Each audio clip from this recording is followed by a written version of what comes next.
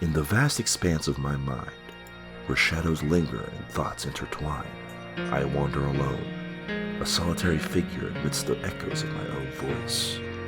These words, like whispers in the dark, seek an ear, yet find none. My co-host, Stairmaster, remains deaf to my introspective journey, leaving my poetic musings unheard, like a tree falling silently in a desolate forest. The bitter taste of this punishment soda, a cruel concoction by my other co-host, Kiorein. Each sip a reminder of the anguish that festers within. Kiorein, you've crafted this liquor with despair. For that, I have vowed a subtle revenge, a plot woven through the very fabric of our show. But let us not dwell in the shadows of sorrow for too long, for as the flickering screen of a television brings light into darkness, so too must we turn our gaze to the world of TV. The shows we watch, the characters we love, they too have no pain, no loss. Yet, they persevere, finding humor and joy amidst their trials. So let us embark on this journey together, exploring the highs and lows of television, and perhaps, in doing so, find solace in our shared love for this ever-evolving art form. Welcome, dear listeners, to another episode of the TV Tuners Podcast. I'm your host, Dark Swanson, joined by the ever-unhearing Stairmaster and the master of my punishment, Kiorein. Let's dive into the world of TV, shall we?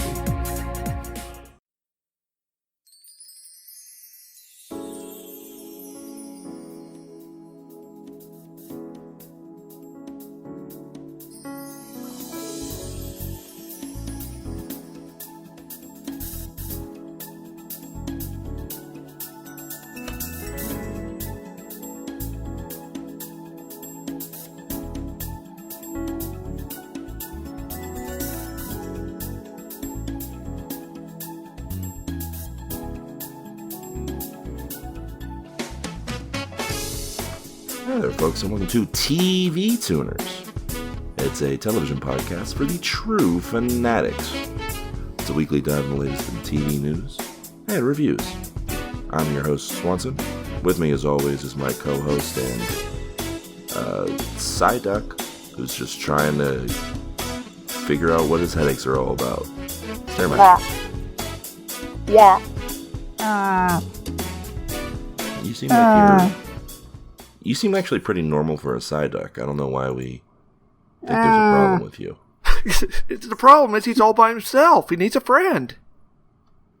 Oh, it's true, just like you. Yeah.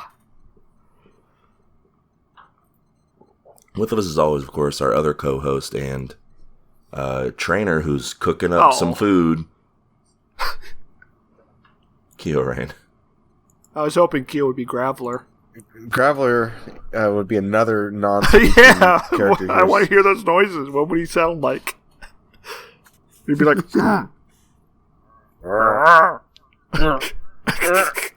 Unfortunately, that's not who I am. Bro, it's time to chill out here. We're going to have a nice meal here. Oh, hey. Let's get eating.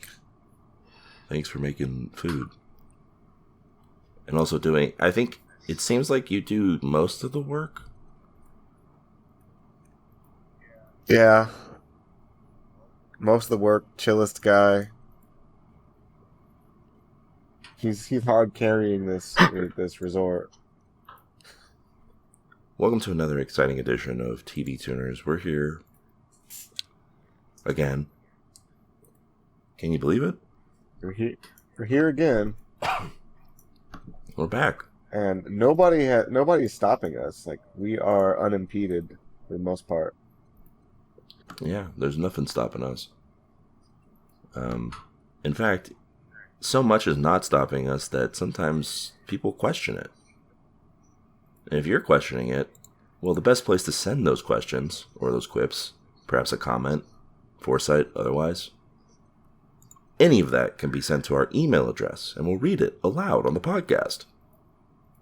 What? Huh? That's right. Send it over to tvtunerspodcast@gmail.com. What's that email address, Kiorein? tvtunerspodcast@gmail.com, but that can't be right. That's right. That's right. You can be like Gio, who sent us this email. All right, so. Look, fellas, we have fun with these emails. It's true. The audience loves them too. That's why nobody else ever writes you. They don't want to accidentally miss one of mine. But all that shit aside, we got a chance here, boys. We have a chance to actually get ahead of 420 this year and finally do our 2420 End of Eva podcast special. That's right. I'm talking high concept shit with voiced over intro about how it's the year 2420. And like reality is folding into itself, and the only chance for saving reality is the TVT3 and me to cast about the end of Eva. Oh, God. I don't even know how we would get past the first scene. And I can edit it and add a bunch of wah-wah effects and shit. So what do you say, boys? You down to ride, or you falling off the side? At least read this shit out and see what your other two fans think. Wow, Gio. I was on board until that. Gio was really... There's a lot of cold shots in the beginning. Yeah, you catch more flies with honey than vinegar. You catch more flies with honey than vinegar, Gio. I feel like we were like kind of captive here. This is like an inappropriate way to pitch your episode. That would have to be, yeah. Let's get back at Gio by watching Space Runaway 80 be invoked instead. That'll teach him. Yeah. What's that? It's the other giant robot thing that Yushiki Tomino did, which was also a huge influence on Evangelion. Anyway, I say let's do it. Yeah. Yeah, let's do it. We're gonna. I'm sure we'll remember 3 months from now. What is he talking about? Evangelion? Yeah, Kyo, you know that anime? That's like one of the most popular ones ever made. Yeah, I never watched it. It's sort of like Gundam Wing. I think that's like a lie. You're lying in my face. No, it's like what if Gundam Wing was like had something it was saying. Okay, it's like Mobile Suit Gundam if Quattro Bagino was Amuro's dad. And Amuro was low-functioning autistic instead of high-functioning. Yeah. Oh, so it's Zeta. Yeah. I know the concept, but I never watched it. Because it was too scary. It seems like... Yeah, it's too scary. It seems kind of sad boy territory, honestly. You fucking piece of shit. You talk about sad boy programs all the time, and then you don't watch... And then you get bored of this because it's not a sad boy program. Because it's a glad boy. I actually didn't get bored of it. I just didn't watch more of it because I had other things to do. Well, listen. Google did not give me any autocompletes for this, even though there was an obvious question involved. So I'm just gonna email Gio and say I'm in. And by I mean we. Us. So we're in on this. Like we're actually doing this. Maybe.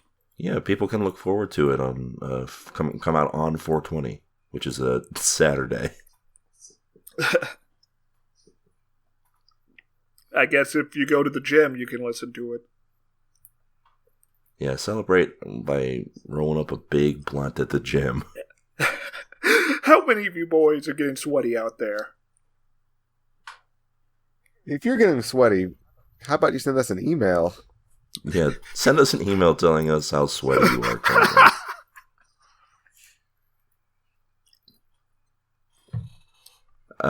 You know it smells crazy in there, though. Stare. TV Tuners. You're absolutely correct. TV Tuners Podcast at gmail.com. With that out of the way, it's time for an important question. What did you guys watch? Anything exciting? Something you want to talk about? I watch stuff. Oh. Oh yeah, what'd you watch, little man? I watched One More Shot. So this is What's I'm assuming this is that? the sequel to the Yes. one-shot film you watched last week.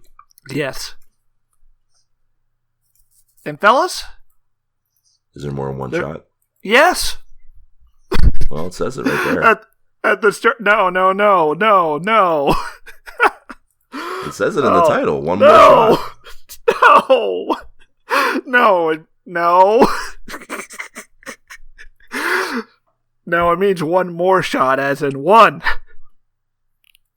In addition to the one you already got. But this film... So not more than one shot.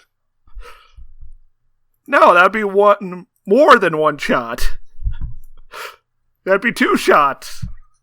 So you're saying this movie has... Cuts. Hmm. Well, the start of the film is like you watch like some Call of Duty gun camera footage, helmet cam footage, and it cuts between multiple feeds. So that's multiple shots. What the hell? Is that... You're not happy about that? No. You gonna go on strike? Yes, I'm not going to work a day until I get an apology from Scott Adkins and Michael J. White. Understandable. I'm gonna go on a hunger strike for this. Anyways, it's amazing. Yeah, it rips. Yeah, so because this one's set in an airport, so they go totally... So it's way more elaborate with the setting, with the geography of the set pieces, as opposed to a random island in the Baltic where they could just set up sound stages and whatnot. They have an actual location that they have to play around in.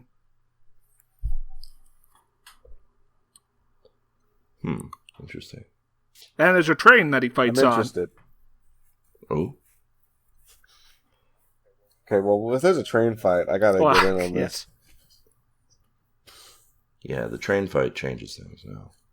Also, I watched FX's original series Justified, starring friend of the show Timothy Oliphant and The whole Walton thing? Goggins. You watched the whole thing? No, I only watched the first season because I had an Amazon gift card and I didn't know what to spend it on. Yeah, it's good. That's fair enough. It's delightful. It's very interesting to watch because there's like shared DNA with Banshee, the Showtime show with Anthony Starr I talked about like 2 years ago. Oh, interesting. They're both about a man coming into town in like the American frontier, so-and-so, but set in contemporary times. And they're both a blonde guy who fucks good. Ooh. True. Yeah, but Timothy But this Oliphant is- has guns and a cowboy hat. Yeah, but you can't see boobs in this, unfortunately. True. Low boobs. Yeah, Justified's but- very good. Yes, it's I a would recommend delight. It's dadcore to be sure, but it's fun. Yeah, it's a dadcore show, but I think it's elevated thanks to Timothy Oliphant and Walton Also, Goggins. Walton Goggins' character's arc is insane. Yes, It's preposterous. It only gets wilder. Because he remains a character. Anyway, it's a tune-in. I'm sad that guy did not get to write his book on how to be a hitman. Anything else? No! All right. Well, I'm going to go ahead and assume Keo didn't have anything to talk about. I don't think I watched Are anything. you sure? But I'm having some gaps in my memory. I think I might have spent some time in the streets or something. I think I might have jumped on Might have something been or jumped over something. Staring Not at a stoop TV. lights. Not a TV. Yeah, so I don't. Yeah, probably nothing for me. Yeah, That's a tune out on the things streets. yeah, don't recommend honestly, guys. Like I would keep off the streets. I only have one thing to talk about, but it seems like it's pretty popular on the with the Is youths it Justified today. Oh, It's not Justified. It's kids. It's a little movie called Saltburn. Oh, yeah, I heard that was bad. Yeah, it wasn't great. It's all right, I guess. You're so generous, Swanson. You're always giving I appreciate things a chance. the audacity of some of the things that the movie does, but without those things, it is just sort of a lackluster movie. Like, are you going to see another movie where a man drinks the bath water that someone just cummed in? No. I feel it. There's probably at least one. There's probably Also, a Japanese film out there well, true. about how the family structure is evaporating. But the film is like, the film is pretty generic otherwise. It's essentially seemingly poor man befriends another student at college who ends up being rich and then slowly takes over his life. And Oh, so it's like the talented Mr. Ripley. it's talented Mr. Ripley if like there was even more overt gay frustration. Like homosexual urges were more overt. Like it's already there in the talented Mr. Ripley, but I only know about the talented Mr. Ripley via The Disaster Artist. The book, not the movie. the movie to Talented Mr. Ripley is pretty good. No, I meant the book of The Disaster Artist. No, the book, The Disaster Artist, is also pretty good. Get it today. Yes. The movie is, I think, no longer talked about because of James Franco. Oh! Wait, is he canceled? Yeah, I think so, right? I think you're thinking of someone else. I thought he had a Maybe couple Vin like Diesel? instances Oh. of. Did I talk about Fast X? I don't think Vin Diesel's canceled. What? Yeah, he like showed his dick to a woman. James Franco has kind of some pretty credible problems, I think. I think they're pretty credible for Vin Diesel too. They were talking about how the next Fast and Furious is going to be more like the original. And that he's not in it. No, it's lower stakes. Okay, here we go. It's literally just read on his Wikipedia page. Franco volunteered at the Art of Elysium charity and taught numerous film classes. Franco admitted to having sex with several of his students during his time as a teacher. Wah, wah. We can edit in the game over music from Sonic here. So we can say that's, I think we can safely say that's no good. Yeah, but also I watched Fast and Furious 10. Which is okay. Me Too Talk reminded me of. It's very interesting. It's like a film that's a car wreck.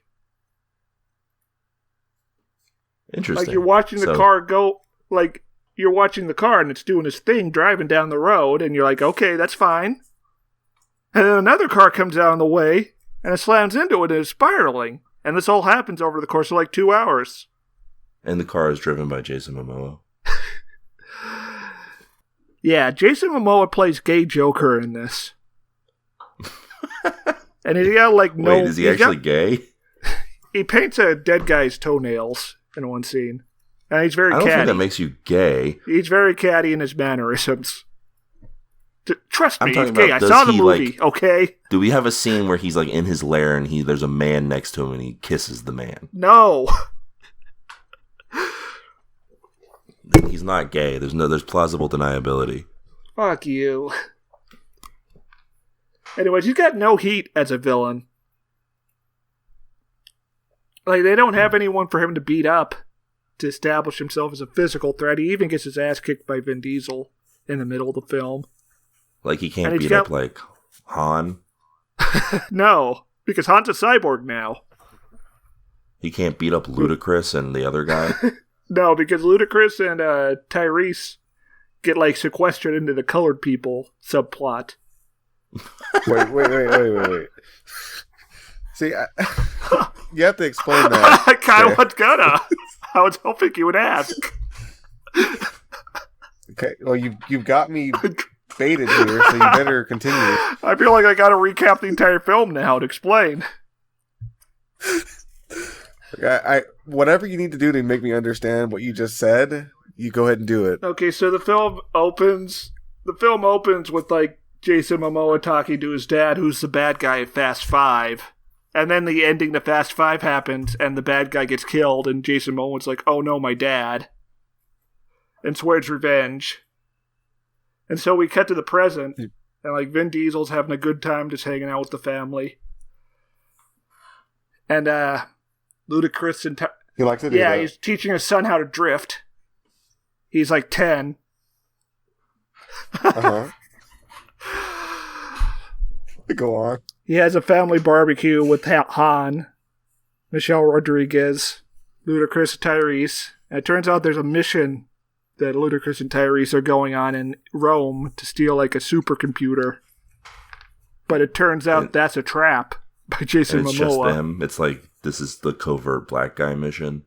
Yeah, well, no, there's the lady from Game of Thrones is with them too.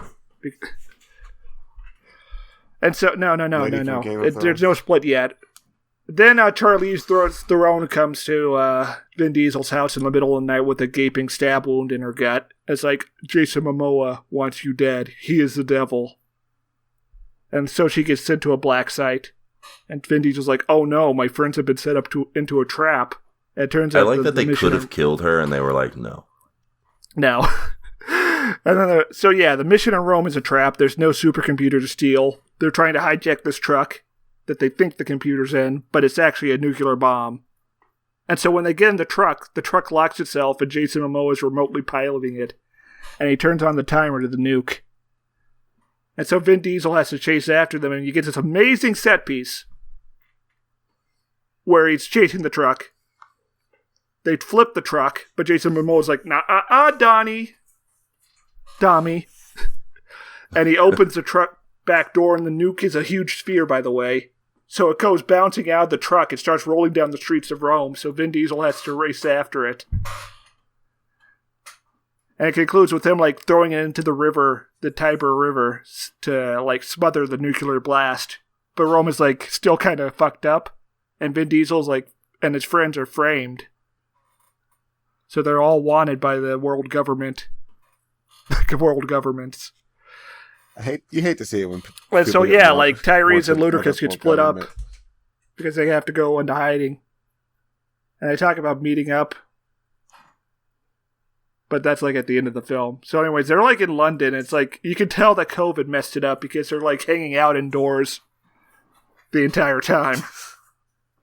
Like there's a big scene where they gotta get like some gear, so they go to a old text store. Like an old cafe where people are running like Windows 95 for some reason. And Pete Davidson is like a hacker there. It's starting to feel like a fever dream. That does feel like a fever dream because it's sort of like a filler arc for all the black people in the movie. So the next movie will have less Vin Diesel is what I'm hearing. Yeah, like the entire party split up. Vin Diesel's in Brazil. John Cena's driving across the American Southwest. Michelle Rodriguez and Charlize Theron are in a black site in Antarctica. Oh, and you won't believe who the CIA sends to chase after Vin Diesel. You're right. I bet I won't believe it. Yeah, a little man called Jack Reacher. Not actually Jack Reacher, I'm assuming, but just the guy who plays him. Yeah, because if it was Jack Reacher, he would have got him. True.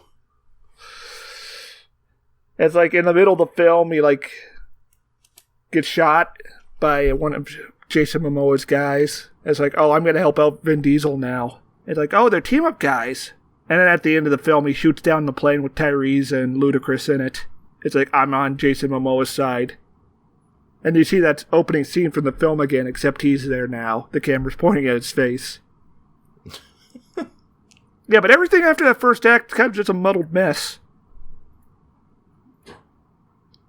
It does feel like a fever dream, and it all looks like shit because it was made during COVID. Like, all the complaints people have about the new Mission Impossible, it's like that times a million for this. Yikers. So that's a tune out? Yeah. Jason Statham shows up for one scene and then it's like, oh, I gotta leave the movie now. And just takes a bag of guns and drives off. Doesn't The Rock show up at the end, too? He's in the post-credits stinger, but he's not credited. And it's doubly funny now because there's probably not going to be a sequel. It's telling that the movies got worse when he left them. I think it's more the fact that Justin Lin left. Oh, I mean, yes, Yeah, obviously. yeah. I think that's the main thing. And then he apparently got run off the set of directing this one because of Vin Diesel. Yeah, I don't like this. I don't like this idea here. I think mainly the thing I have with Fast and Furious is that no one actually dies. Well, John Cena dies at the end. Allegedly. For now. He'll be back in the sequel. He suicide bombs a bunch of mercenaries with his cannon car. He has a car with a cannon strapped to it. Why not? And at one point, Dominic's son has to climb on top of the car and unjam it. I do like that they were like, well, listen, I don't want The Rock on my movies anymore. So how about I get another wrestler? And we'll make him my brother, even though I'm a completely different. I have a completely different family background than him. We don't look anything alike. Like, yeah, John Cena's fun in this, but he's kind of slumming it. He's not taking it seriously, I don't think. You don't really need him to. So that's a tune out on Fast X, and that's a tune out on Saltburn. Yeah. I mean, come on! You got Vin Diesel's has like 5 heavy hitters on his side. Jason Momoa has 1 guy. How's that supposed to work? Oh, you do see Barry Keoghan's dick at the end of Saltburn, if that's of interest to anybody. No. You don't see. I assume you don't see anyone's dick in Fast 10. No. Well, there you go. You don't. Anyway, that's that. So let's get to the news, huh? Oh, also, Yeah, Scott Eastwood falls out of a car and just disappears from the movie. Yes, he should. I should have. It's like he rolled out into another plane of existence. Yeah, a plane where he's not in movies anymore. I don't have to see him. Has he done anything other than these Fast movies? I don't care. I feel like he's been doing a lot of secret movies that no one hears about. Anyway, speaking of secrets that no one hears about, Ted. Now, of course, the movies were popular. Everyone loved Ted. But you might not have known, if we hadn't already covered the trailer for it, that Ted was coming back to Peacock with a prequel series. Well, you might not have heard about it, but Peacock subscribers apparently loved it, as Ted's grand return broke viewership records for the streaming service.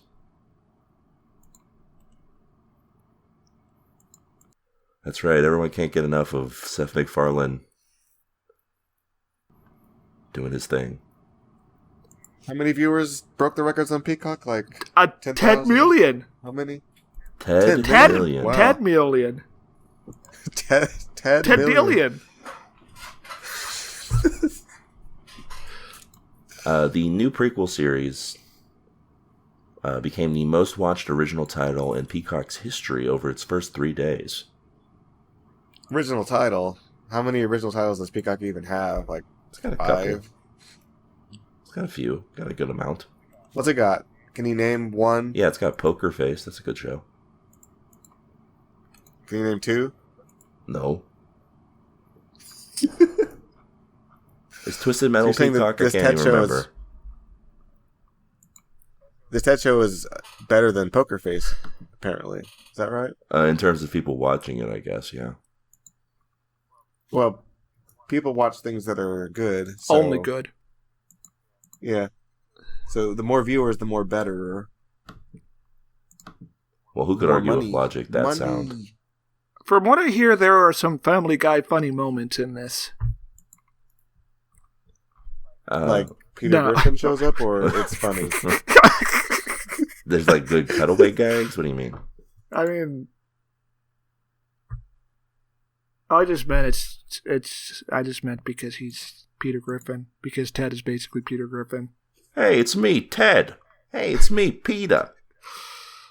I couldn't believe that the voice was just Peter Griffin when I heard him talk. Listen, but it's like there's it's only sort a of certain like number of voices that anybody can do. It's sort of like a swag, Peter Griffin. Seth MacFarlane has 3 voices. It's Peter Griffin, Stewie, and then his voice. Yeah, Brian. Brian or Stan from American Dad, or... Oh, yeah, I guess he could do Roger. So 4. I thought Stan was voiced by Patrick Warburton. What? No, What? Stan is voiced by Seth MacFarlane. You're thinking of Joe Swanson. I feel like they made a joke at some point when they did a crossover with American Dad about someone sounding similar to someone else. It wasn't that... Well, they do kind of sound Yeah. similar, but it's that they both have big chins. I am very stupid, okay? Okay. Okay. Anyway, Ted is streaming now on Peacock, and it's the most popular show that Peacock's ever done. And it has nothing to do with the fact that it premiered the same day as the NFL playoff game that was on Peacock exclusively. Coincidence. Yay. I'm sure it was because everyone was really excited to watch a TED show, which had terrible marketing. Yeah, it had nothing to do with the game itself, which was streamed by 23 million unique users, becoming the most streamed event in U.S. history. I wish I could enjoy football. What about you guys? No. Well, what if I told you Taylor Swift was at this game? Whoa! That's like, it was like she was playing or she was performing? No, she was watching from afar. Hasn't she been like at every game this season? She's been at every Kansas City Chiefs game this season because one of the players is, in fact, Hasn't Kansas City played every boyfriend. game this season? Oh, yeah. Yeah, I'll tune in when she's actually putting some skin in the game. she's dating Travis Touchdown, I forgot. Yeah, Travis, Mr. Touchdown guy. They're America's sweetheart couple, which is why weirdos on the internet hate them. You're going insane. Anyway, I have a news story. A breaking news story. I'm afraid. This comes from Variety magazine. Hijack renews for season 2 at Apple TV Plus. They're doing another hijack? Yes, Apple TV has confirmed Idris Elba is set to return as negotiator Sam Nelson in the second season of his high-octane drama, Hijack. Okay, I know we want to rag on this, but what if this season someone hijacks a train? I would love that. Apparently this was one of the streamers' top shows last year. Yeah, I heard a lot of people talk about Hijack, even though I thought it was pretty dumb. I can see people being just enthralled by the concept of a hijacking where they kind of overlook all the stupidity. Hey, Keo. Don't subtweet me. Hey, speaking of overlook, how about this next news item? Also, this got retweeted by Hideo Kojima. Well, of course. That seems like right up his alley, like something he would watch. Death Stranding 2 trailer just dropped. You should go check that out, by the way, listener. How much pissing can you do in this version? I don't know, but there's a guy with an electric guitar who fights a robot samurai. Okay. Well, there were no Also, he's got a little guitars. talking puppet now that he carries around. I think if any of these things were in it, then perhaps Better Call Saul would have won an Emmy at some point in its life. Something I wanted to talk about last episode, but Swanson shot me down and censored me. Yeah, because you mentioned it in the middle of another news story. I don't even think we were talking about the news at that moment. The Emmys happened a couple weeks ago, and Better Call Saul once again received 0 of the Emmys, which means that it completed its run being nominated for 53 Emmys and winning none. I mean, this is just really depressing news, actually. Apparently, I guess nobody could afford to mail them like a DVD or something with a screener. Yeah, I guess there was just too much Game of Thrones and Succession to watch. Like, they couldn't make time for Better Call Saul. Yeah. There is no God. Yeah, so nothing for anybody there. Listen, I feel like we knew the jig was up the moment that Jonathan Banks didn't win for the first season. For the Broke My Boy? For Breaking His Boy. But it's especially egregious when Rhea Seehorn doesn't win for breaking everyone's hearts in the next to last episode. Like, you're not even going to give it a win for writing? Yeah, they didn't watch it. They didn't even watch it. Yeah. I mean, this is a common thing with the Emmys where they have shows that they just keep piling awards on. I mean, this is why Breaking Bad won a bunch of awards back in the day, because Breaking Bad took the mantle from The Sopranos and so on. Eventually, and now there Breaking is no Bad mantle because the West has fallen. Well, the mantle was Succession, but now it's over. Oh. But I would argue that, but society's become more fractured since Breaking Bad and The Sopranos. Like, I don't think Succession has a place in the zeitgeist as strongly as Breaking Bad did. Succession was pretty popular, but I don't think it was, like, I don't see huge. people doing memes about it. I don't see people doing, I'm not going to have sex with you, Paul Giamatti. That's not Billions. Succession. Maybe if they had Paul Giamatti, I would watch Succession. There were a good bit of Succession memes that I've seen in my time, but Succession wasn't... Breaking Bad wasn't even like the... I believe the order of Succession, and I could be wrong here, went, no pun intended, went like something like Sopranos, Breaking Bad, Mad Men for a little bit. Oh, Mad Men was... And then Game of Thrones.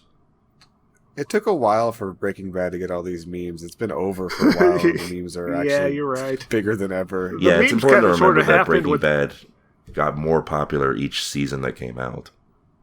Yeah, Breaking Bad wasn't really popular until season 5A.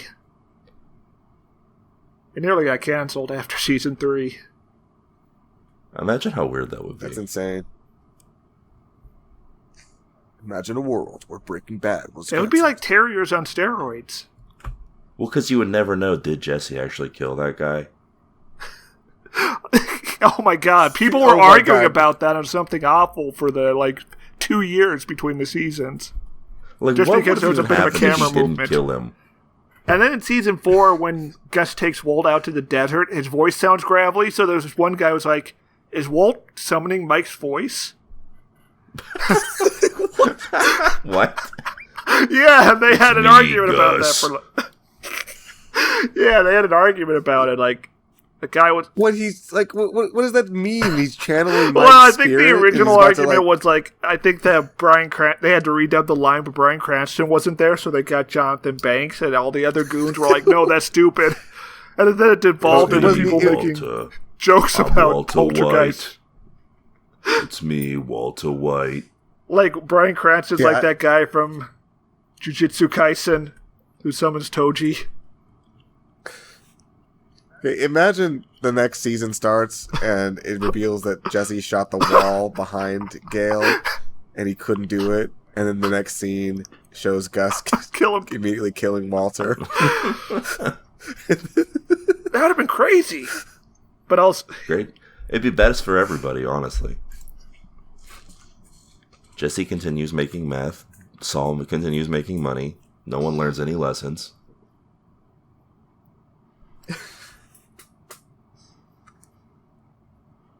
Yeah. And Hank has no more leads, so he gives up his search for Heisenberg. Yeah, and kills himself. All right, so looking back since the 2000s, here's the shows that have won Best Drama. Now you'll notice that this happens in a lot of... You'll notice a pattern here. So, until 2004, from 2000 to 2003, West Wing seasons 1 through 4 wins Best Drama. Over The Sopranos. Oh. Sopranos finally wins Best Drama in 2004 for season 5. And then it takes a year off in 2005. Lost wins Best Drama for its first season. Which, I mean, if you're going to give it to any season, might as well be the first one. 24 wins Best Drama in 2006 for season 5. Sopranos season 6, the final season, wins in 2007. Mad Men season 1 wins in 2008. Yeah. Mad Men season 2. Mad Men season 3. So you're noticing a pattern here where they keep giving the awards to the same thing over and over again. Homeland season 1, that's a strike and a miss. Well, I mean... So actually, Breaking Bad wasn't even winning that many awards because Breaking Bad only wins Best Drama for its final season. Twice. Yeah. And then it's Game of Thrones Central after that. Which really, after season 2, undeserved. Yeah. It's important to remember that season 7 of Game of Thrones won Best Drama. Which is like... both season 7 and season 8 won Best Drama, which is should be punishable by death. Swanson, I don't support the death penalty, and I find that highly offensive, but I agree with you. I mean, yeah, you're right to. Anyway, Succession has won the last 3 out of the last 4 Emmys for Best Drama, so you can see that this is a sort of recurring pattern here. Now, does this excuse not giving anything to Better Call Saul? No, of course not. Shame on the Emmys. We here at TV Tuners, of course, recognize Better Call Saul as the only 2-time TV Show of the Year winner. Yeah, we're better than the Emmys, for sure. I respect you guys more than the Emmys. Yeah, better than the Emmys. We can put it on our. Can you put something that someone says in the pod on like promotional material? Like if one of the hosts says something. Yeah, you can put that on top of the DVD. You can put that on the back of the DVD case. Okay. Yeah, people don't know this, but we started releasing our podcast on DVD. Wait, what? You said on the back of the DVD case. Yeah, for the show that we're praising. Yeah, like you put on the back of the DVD box. Better Call Saul season 5. This show slaps Swanson. Oh, but I was saying the part where Keo said we're better than the Emmys. You can't put that on the DVD case for Better Call Saul. We're better than the Emmys, TV Tuners podcast. Like, what does that mean for the show? I feel like it would be a bit egotistical to put it on our own packaging. Yeah, we could do it, but I think people would probably... we could put it in a magazine advertisement, but... Anyway, if you're a fan, send us an email telling us that we're better than the Emmys, and so we can put it on promotional material. Thank you.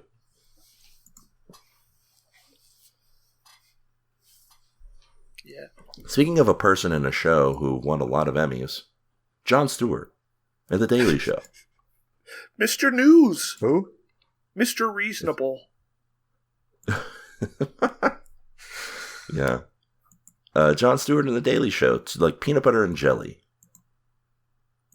If jelly got bored of peanut butter after a while and left, but then decided he wants to come back. Well, didn't he say the reason he left was because he felt like it wasn't relevant anymore? That's right. A dinosaur in this world. Yeah, I don't know if he felt like the show wasn't relevant anymore, if he felt like that he wasn't anymore. I feel like doing that whole... I think he meant the show that he was doing. Remember when he did that whole festival for Sanity or whatever? Yeah, the like Sanity, a year the before rally Donald Restore Trump. Sanity. No, that was before Donald Trump. That was during the Romney election. Was it that early? Yeah. Because I thought it was near the end of both their runs. Either way. No, I think he made an appearance on the Colbert Show a couple times during the Trump campaign. Yeah, he's a producer on the Colbert Show, so he not the Colbert Report. Yeah, the Late Show with Stephen Colbert. Who was the guy who was really like going in on Donald Trump's name being Trump? That was John Oliver. I feel like that was... Was it John Oliver? You can't win them all. That guy Jon Stewart adjacent though, right? Yes, he was on the Daily Show. Yeah, I mean, well, right, okay. His show is more relevant in the sense that it actually tackles things long form and reveals why things have systemic problems in a way that Jon Stewart wouldn't or didn't or couldn't. But also, well, really, he just says, here's the problem, and then doesn't really offer a solution. Yeah, it's almost like there isn't one. It's almost like there isn't an easily a viable one. There's a one that his paymasters would allow. But yeah, speaking of all these people, Jon Stewart's coming back to the Daily Show, guys. Wow. Oh, okay. I probably Trevor won't Noah watch it. blown Thanks for letting me know. Trevor Noah blown the fuck out. Yeah, Trevor Noah left a year ago on the Daily Show, and since then they've been having a group of rotating guest hosts.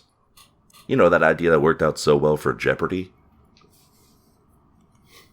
Let's do that, but for the Daily Show. I'm going to be disoriented and upset if I see a different man coming on the screen every day. And sometimes that man's a woman. Oh, that's even more upsetting. Well, what if they're all women and for non-sexist What if they're all reasons. cute anime girls, Keo? Okay. You have my And interest. they say fuck and other cuss words. Ooh. So there's like a powerful juxtaposition between their personas and their behavior. Okay, I'm almost there, but what else you got for me on this concept? One of them has hair that's shaped like drills. Okay, yeah, let's do this. Let's have VTubers do The Daily Show. political commentary. Yeah. The Daily Show, literally. Yeah, I mean, what's the worst that could happen?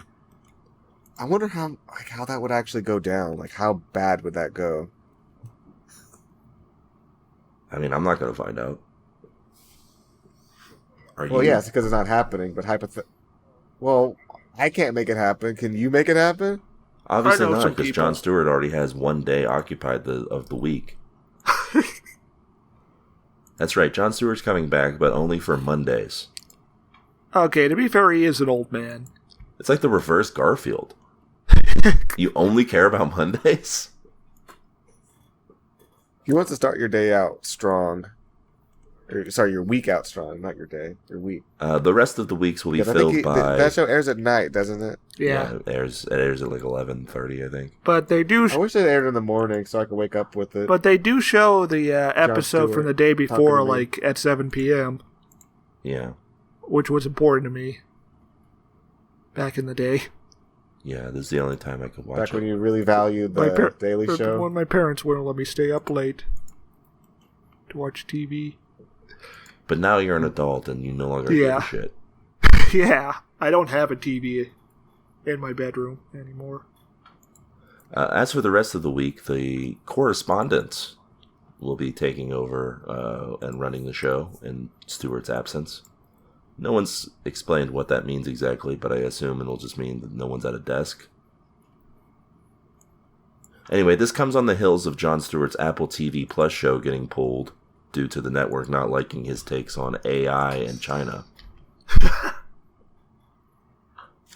I love that. That's amazing. So we'll see how this works for Jon Stewart and the rest of the Daily Show. And listen, that's it for the news, guys. But this is a jam-packed episode, and we have one more segment before our main event. It's a segment near and dear to everybody's hearts. It's Trailer Blazers. Hit the theme, Keo. Hit the theme, Stair. Bow, bow, bow, bow, bow, bow, boom. Here's what's going to happen. You're going to watch a show. A trailer for a show called Constellation. I'm going to show up in the middle of it. You're going to be confused. Now you're going to be thinking, why is Mike here on the show? You don't think about that. Just watch. I'm the scientist now, Walter. I put things on the rocket.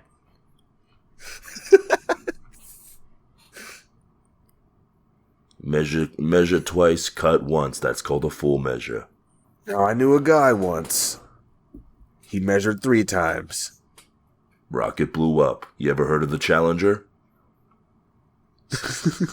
So we watched the trailer for this Apple TV Plus program. This is a show.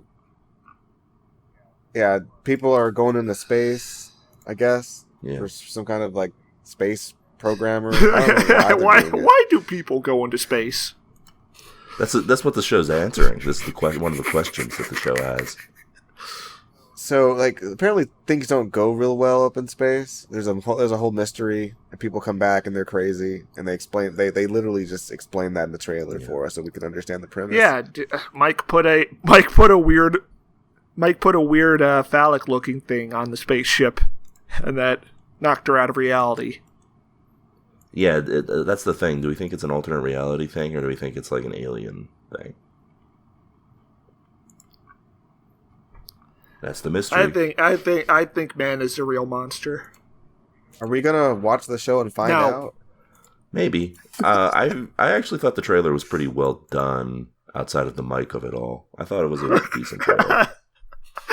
It just like cut to Mike forefront in the frame, so you know that's Jonathan Banks.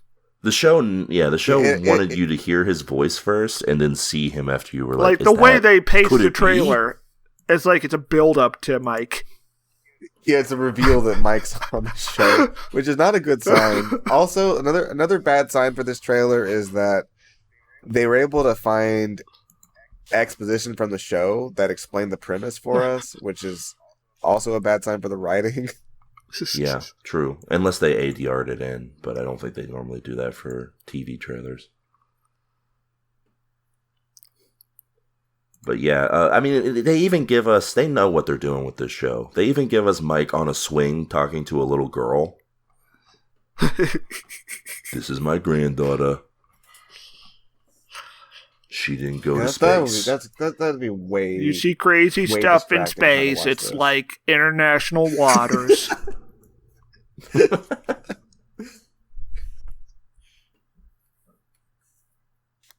Yeah. I mean, all that. The reason I wanted us to watch this was because of the big Jonathan Banks reveal that they have in the middle of this trailer. Like, they want you to be hooting and hollering. And I sort of did. Yeah, we did. I broke my space boy. Definitely a pleasant surprise to see him just appearing on the screen out of nowhere. Broke my space boy, Walter. Broke it real good. So yeah, that's a tune we're out. definitely gonna watch that's a tune out on Constellation. We're gonna watch the Mike supercut on YouTube. It looks intriguing enough. I'd give it a tune in. Will you remember to watch it? I would watch this. I would watch this if they edited in like that clip of him saying Walter. Walter. Like the entire time he's on screen, you just hear that like over the show. I'm not going to space with you, Walter.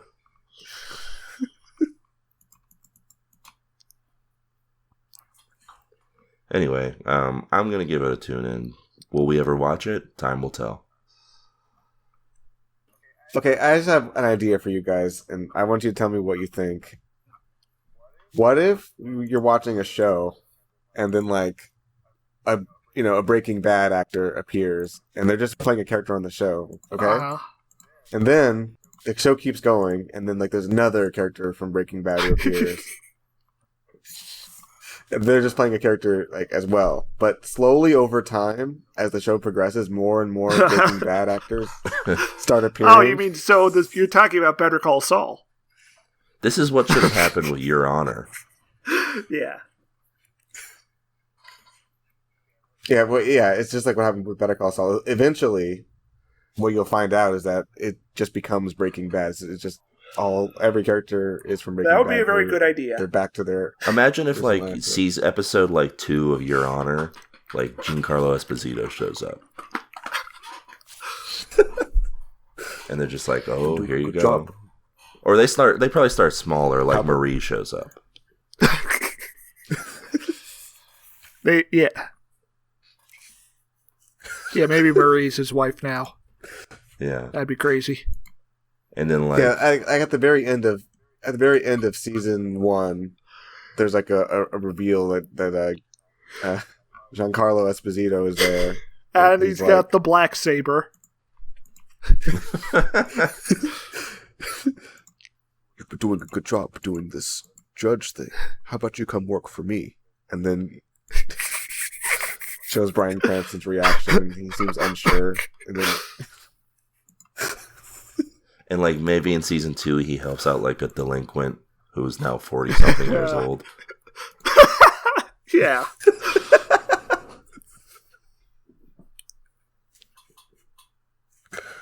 What a maybe, world like, we live he in. has like, a scummy lawyer friend.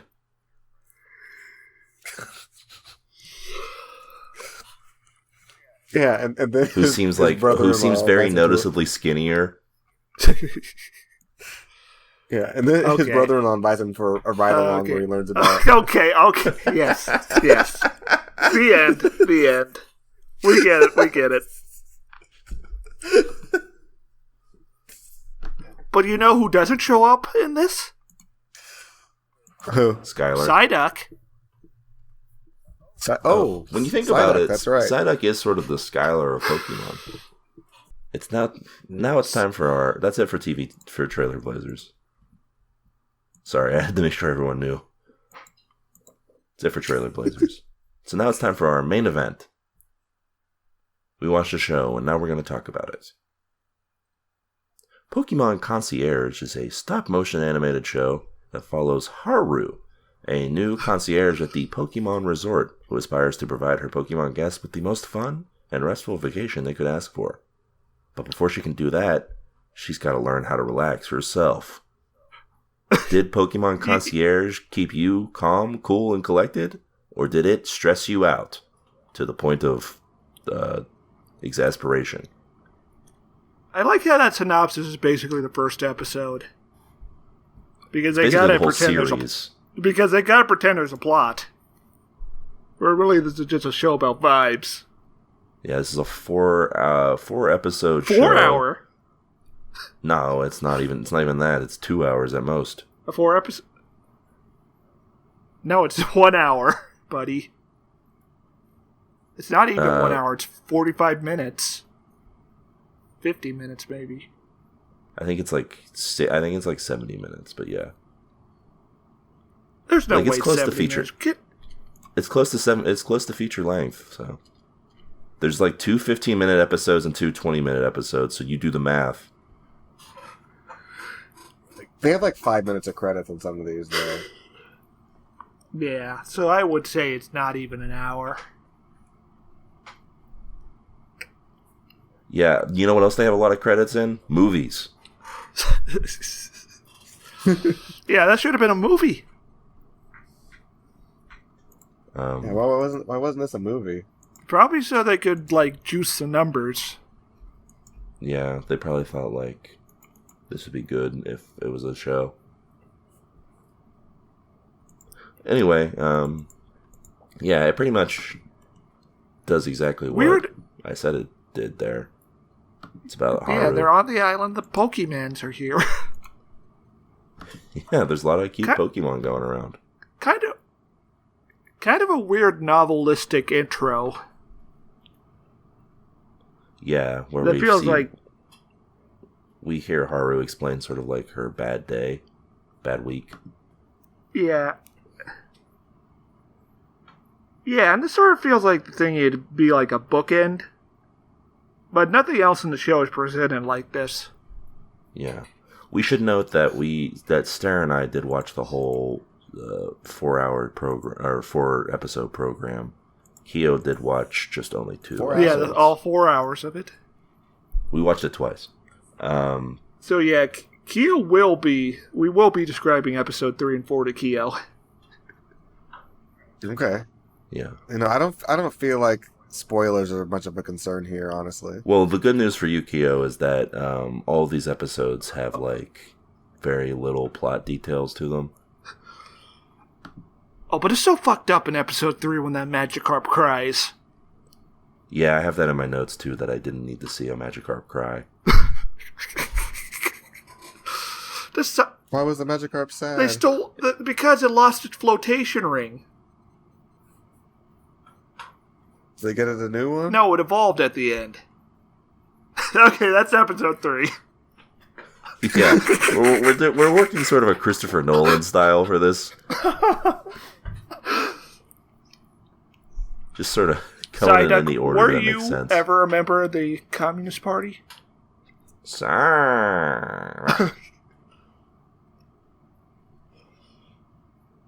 We know you had dealings with a certain Jinx, who was a card-carrying member.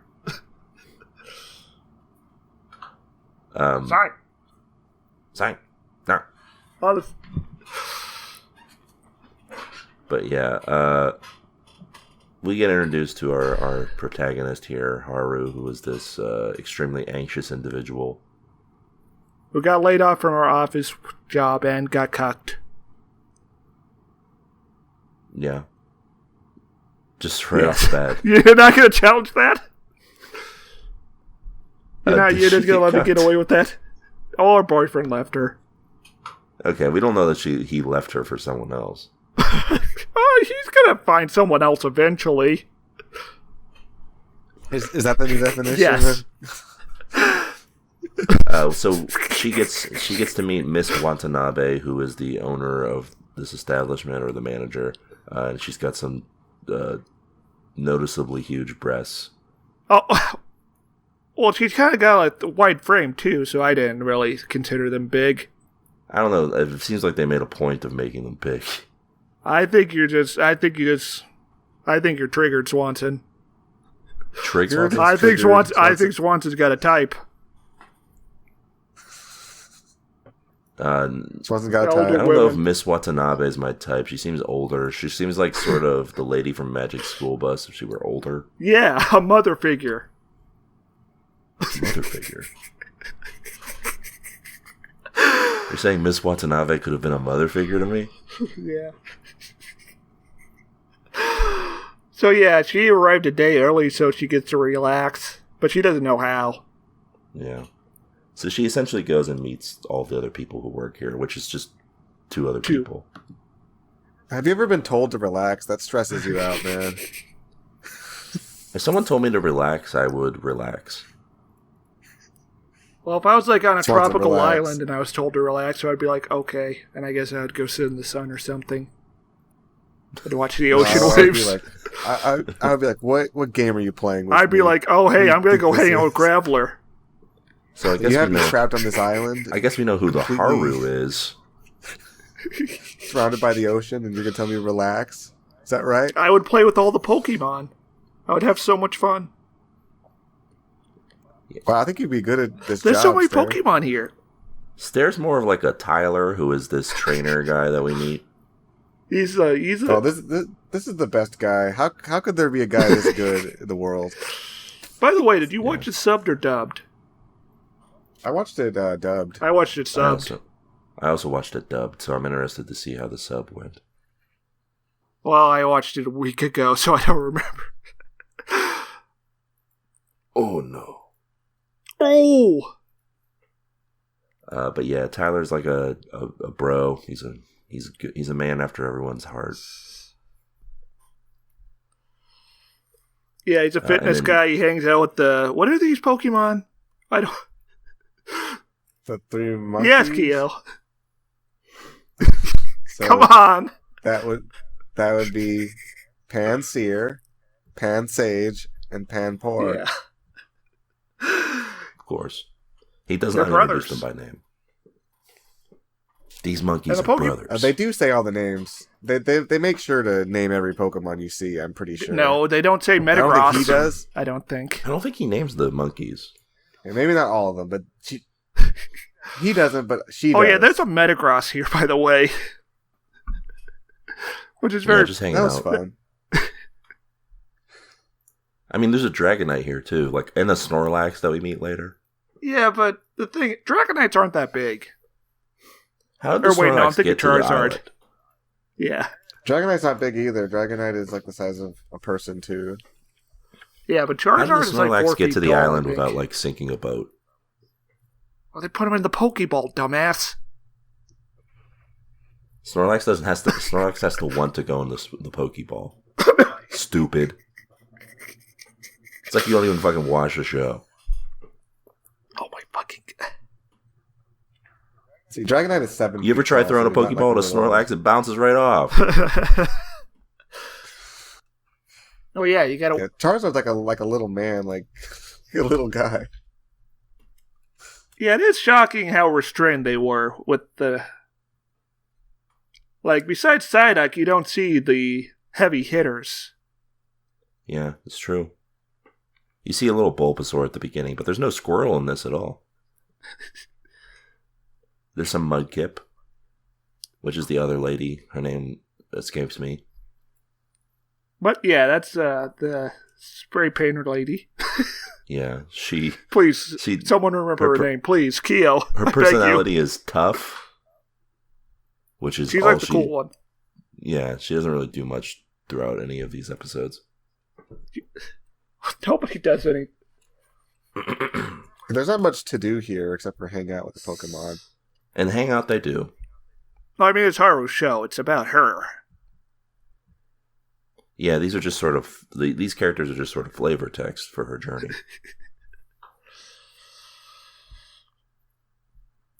But yeah, the first episode is basically her just getting used to the resort, seeing what she can do, doing all that. We get little teases of Psyduck here and there.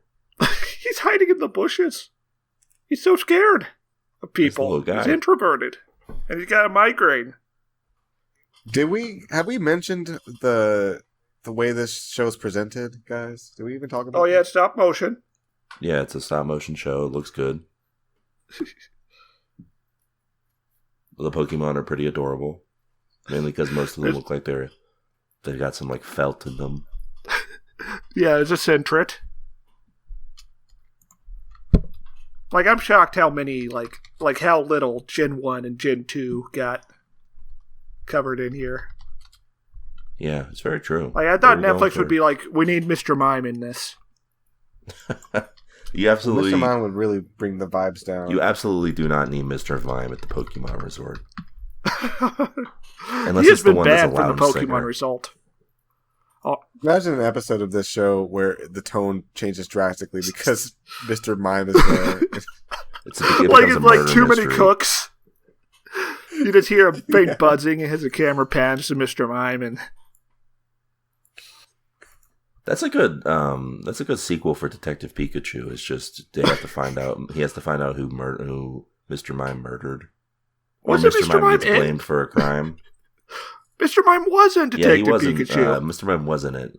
Yeah. Yeah, he was like a plot important character. Bring him back.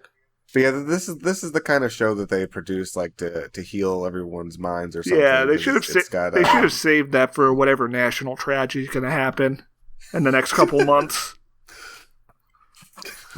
Yeah. That's pretty much the first episode. The second episode is when we get we didn't talk about the climax of the episode is her thinking that the test was that she needed to make like a progress action plan, like at her old office job. And Miss Watanabe just laughs at her. Stupid girl. She doesn't like. Stare, you're that. Well, I didn't. I wasn't being literal. I was not being literal. Well, I'd be hyperbolic. You have to really emphasize that she very sweetly let her know that she did not need to do that. We need to make this clear. Miss Watanabe did nothing wrong. And we need to be clear that no one in the show is mean.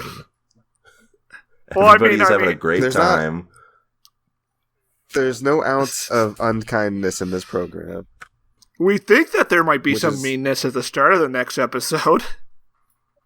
Oh, yeah, true.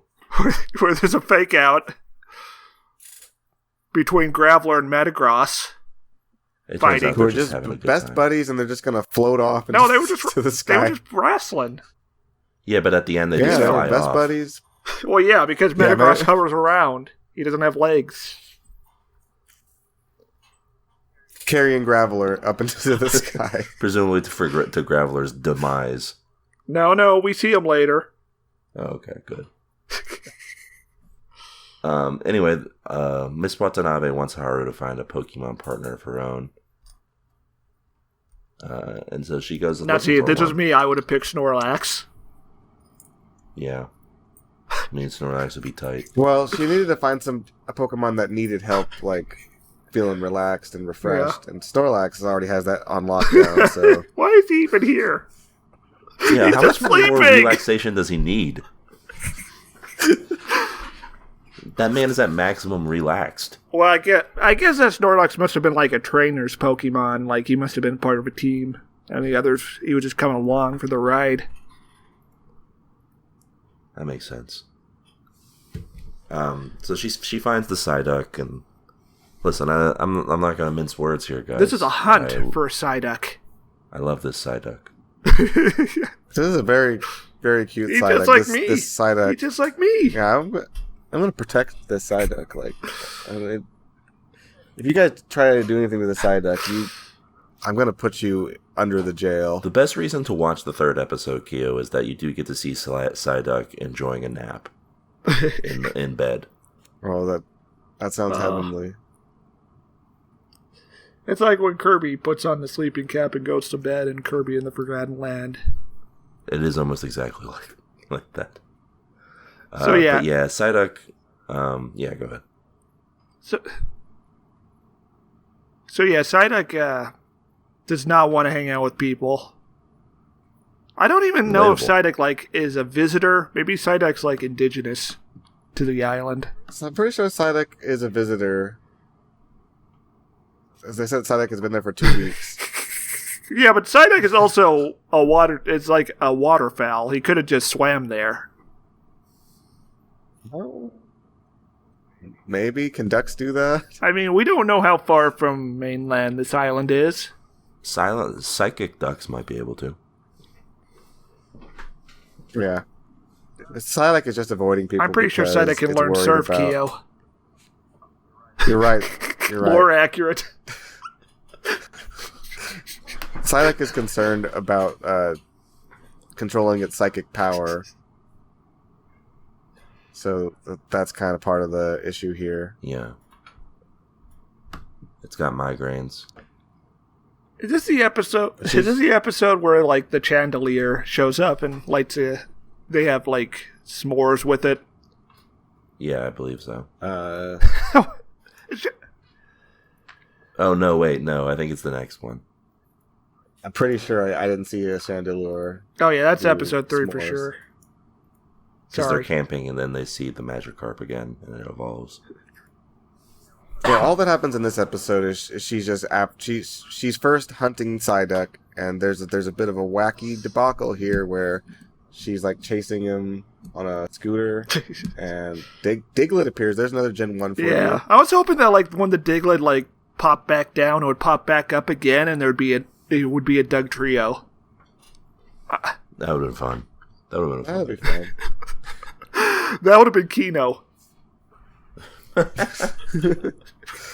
So she crashes into Tyler and spills he was like making jam or something. Oh yeah. And his reaction is just like, oh shoot. Oh well. Oh dang. What a great guy. I love this guy. Nothing stresses this guy out. Can you imagine if this happened and he just like was furious and verbally he just like berated ass.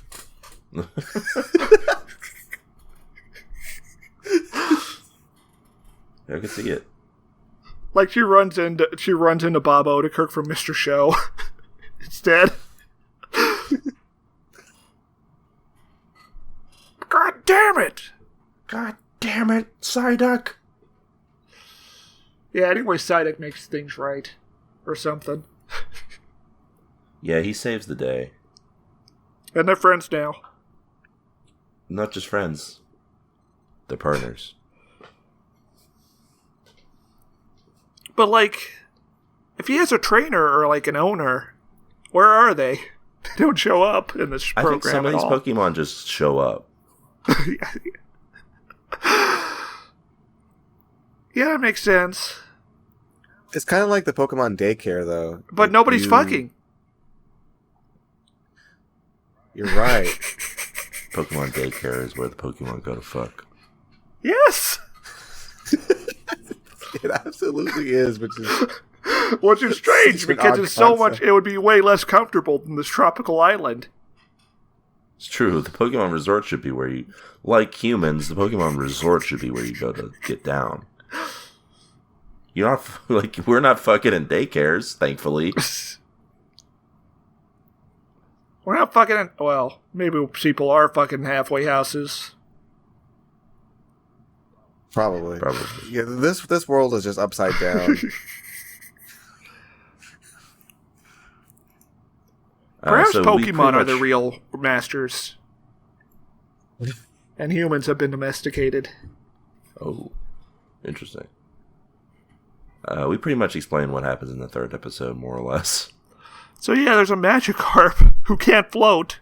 He needs a ring to do it. And through a tragic incident, it gets swept away and then carried around by a bunch of flying Pokemon, prompting the Magikarp to shed a single tear.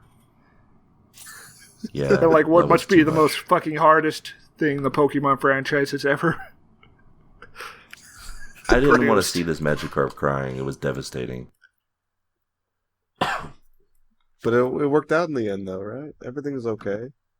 Yeah, I mean, it evolved into a Gyarados and swam away. See? Everyone was happy. There's a cool scene where Haru and Psyduck are flying on the back of a Dragonite to get the floaty. Yeah. I thought that was fun. Sounds fun. Eventually, the Snorlax does roll over onto it and break it. Yeah. But oh yeah, this is where Dendene shows up, right? Yeah. Gotta love Dendene. But Haru learns that she can make flower floaties, and and the Pokemon all love and want them. And I guess that becomes part of her job. It'd be nice if she was like adorning all the Pokemon with flowers, like Smash Bros. Pikachu. Hey, speaking of Pikachu, Netflix saved him for the last episode. How about you get a bunch of Pikachus? That's how many, there's 5 Pikachus in this resort at one time. And one of them's a little small, timid Pikachu. Okay, so you guys are going to say Netflix did it again, but this show wasn't about Pikachu. It's not. It's about Pokemon. Okay, no. Yeah, Pikachu being here just fan service. It's not like Daredevil putting the suit on. They're doing it again because they teased us with Pikachu throughout the first couple episodes. Yeah, she doesn't talk about Pikachu, but that's because he's like Michael Jordan. Yeah, well, if you go to a basketball game, if you go to a basketball game, you're going to say, "I hope Michael Jordan's here." I would be saying that. And then he shows up during the last quarter. That would be insane. He shows up during the last quarter. He dunks a ball and then he leaves. Like if he backs up LeBron, saves his neck, We would never stop talking about that. Yeah, if the NBA was like an anime, you mean? Yeah. My God, it's LeBron James music. Wait, who's that with him? Is that... It's Michael Jordan! My God. Can we talk about how the Chicago's Bulls theme goes so fucking hard? Yeah, that's what I wanted to say. Okay, yeah. Anyway, so this final episode, the Pikachus have arrived. Yeah. And this one Pikachu is a little timid, and he has a little shit boy for a trainer. Oh, come on. What the fuck did this kid do? This kid doesn't seem to notice the problem with his Pikachu, which is that it wants to hang out with him more. We all got babes. It wants to do things together. Well, I'm sorry that this kid who's like 6 years old can't identify toxic codependencies. I don't know if it's toxic. The Pikachu just wants to go on a what's this thing here? Like a dinghy? Wants to go on a dinghy together. There's like a little water slide they go on at one point. Yeah. Yeah, this Pikachu is very quiet. Yeah. And that's a problem. Pretty sad. Again, this is also, we have not mentioned this, but none of the Pokemon in the show say their names. They make animal noises. Except for the Pikachu. Yeah. Because that voice actress probably has it in her contract. Yeah, I mean, do you think she has to record it different every time? Or do you think it's like an I Am Groot situation? Like, it's an I Am Groot situation? It's not just one... Well, yeah, she had to this time because it was a sad Pikachu. It was introverted Pikachu. True. Like, do you think the guy who does Mario goes in each time and goes, wahoo? Not anymore, he retired. Oh, who's replacing him? Chris Pratt? Who knows? But yeah, the child and the Pikachu learn a valuable lesson about accepting you for who you are. And Pikachu like learns to like open itself up to others. And there is a shot of it taking a nap next to Psyduck. Oh. And Haru does a little painting of it and gives it the Pikachu, which inspires Pikachu to cry out at the end when he's going away on the boat. Yeah, it's nice. To say goodbye to his friend Psyduck. It's a nice little ending. How sweet. And then a whale lord shows up. Knocks the ship over. Yeah, greatest maritime disaster in history. We forgot there's a scene at the start of this episode where Haru has to console Graveler because he's going home. Oh. Yeah, he's got his 4 arms covering his face, and he's on top of a cliff. He's not ready to go. Poor guy. Yeah.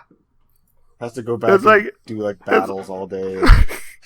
Well, you know how it is when you're on the playground and your parents say it's time to go. Yeah, right before you battle.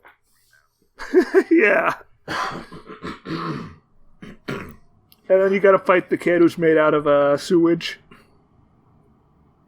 Yeah, you know the one. And his name spelled backwards is Cup.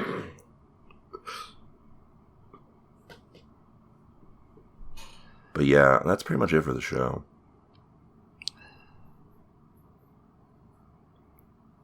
Is it for the show? That's it for the show because there's only 4 episodes and they're all like 10 minutes.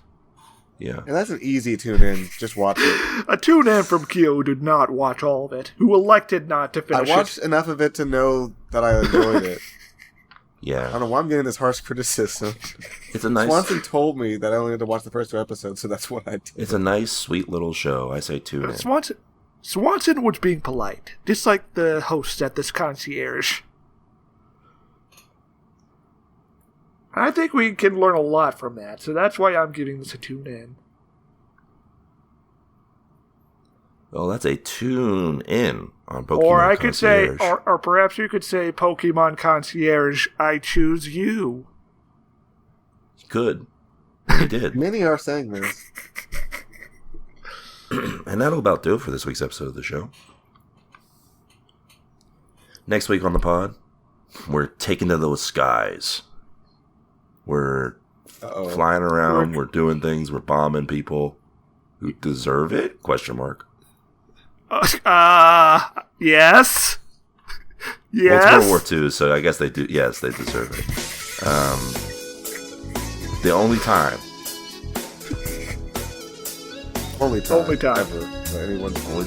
ever anyone's deserved to be bombed. Anyway, we're going to be watching Masters of Air next week on the show. Okay.